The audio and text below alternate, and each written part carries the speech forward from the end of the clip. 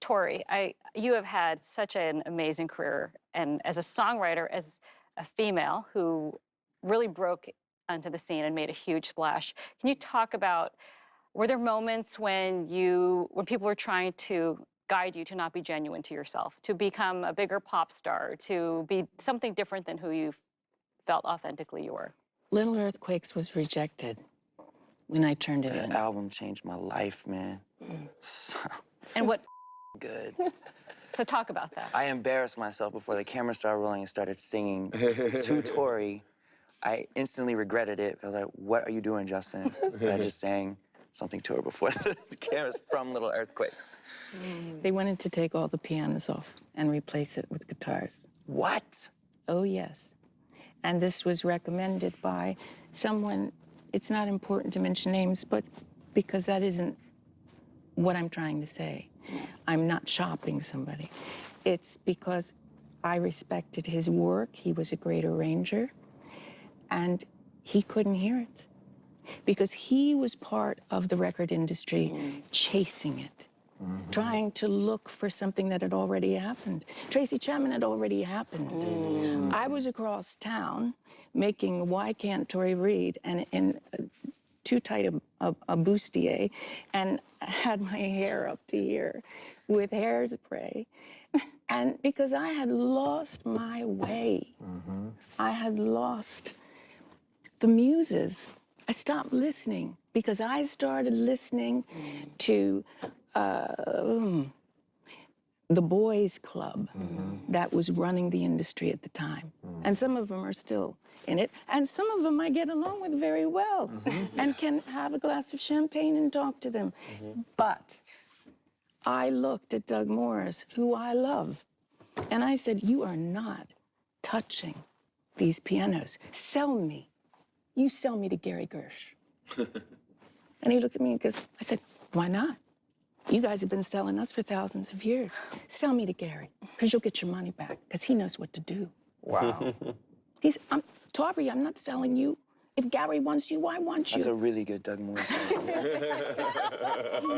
a really good Doug Morris. So what happened? But that just deserves a nice pregnant pause.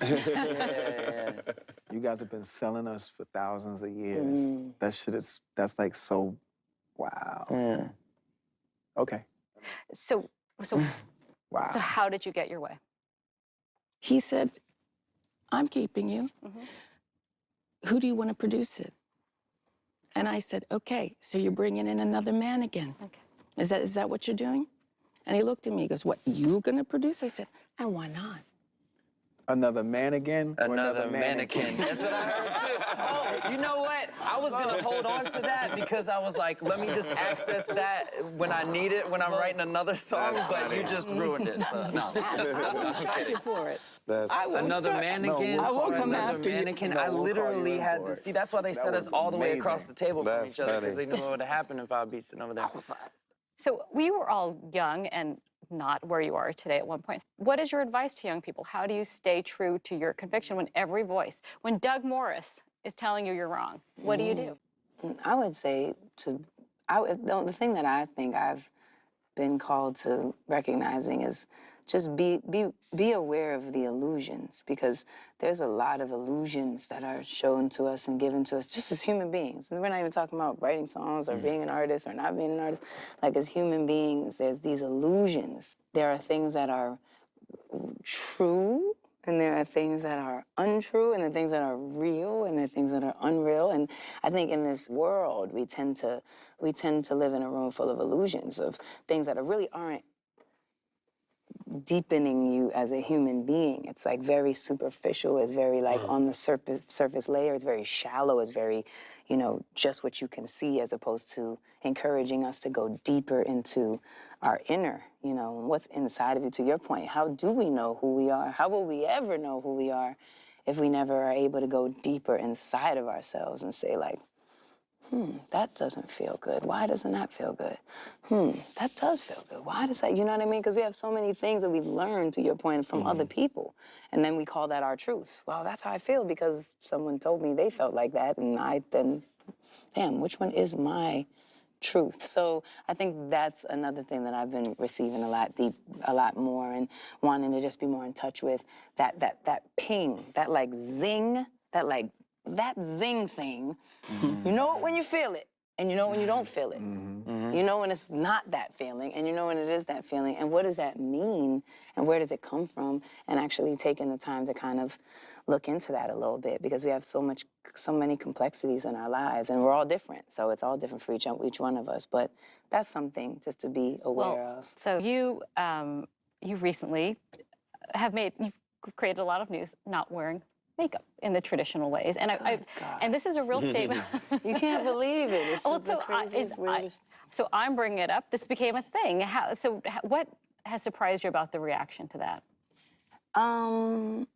Well, most of it is actually, I think, a really good conversation, I think. And it's really a important conversation to have. You get to see firsthand the obsessive nature of very trivial things that the media just loves to pick up and make suddenly something out of, when it's really, there's so much more important things to be talking about. You know, one of the things that I always blow my mind, I'm like, how about we talk about the 65 million girls that don't have access to education? Like, that would be a much more powerful use of the time. This was just a personal thing that I was exploring and expressing, you know, as I'm growing as a woman. But I think the most important thing about it all is just that I think there's a really, you know, there's a lot that women carry, that to your point that you said, and there's a really ridiculously high, unrealistic standard of what beauty is, and it's heavy. It's heavy. It's hard. We're so like brainwashed, even as women, that we're like, it gets confusing. It gets really confusing as to what's inner beauty, what's outer beauty, what's the dance between the two. What is this conversation about?